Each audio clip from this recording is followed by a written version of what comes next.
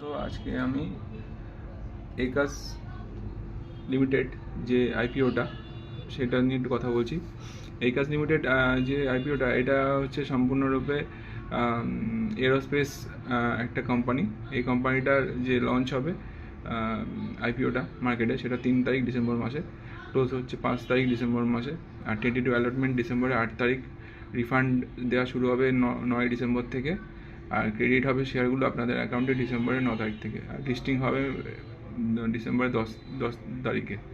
এবার যদি এর কিছুটা ডিটেলস দেখি, ডিটেলসে দেখতে পাবো যে আইপিওর যে ফেস ভ্যালুটা আছে, ফেস ভ্যালু হচ্ছে 10 টাকা পার শেয়ারে, এবং ইস্যু প্রাইস ব্যান্ড দেওয়া আছে 124 টাকা পার শেয়ার, অর্থাৎ একটা শেয়ারের দাম 124 টাকা করে অ্যালট করা হচ্ছে। আর লট সাইজ হচ্ছে 120টা একটা লটে। এবার এই সেল টাইপটা হচ্ছে টোটালটা মানে ফ্রেশ ইস্যুও না, আর টোটালটা আবার অফার ফর সেলও না, দুটোই এখানে আছে। এখানে দেখতে পাবো যে যে ইস্যুটা টোটাল করা হয়েছে তার ইস্যুর পরিমাণটা হচ্ছে 921.81 কোটি টাকা। তার মধ্যে ফ্রেশ ইস্যু হবে হচ্ছে 670 কোটি টাকা, আর অফার ফর সেল হবে হচ্ছে 251.81 কোটি টাকা। আর এর যদি আমি কোটাটা দেখি, দেখতে পাবো যে কিউআইবি কোটায় অফার করা হচ্ছে 75% শেয়ার, আর রিটেল কোটায় অফার করা হবে 10% শেয়ার।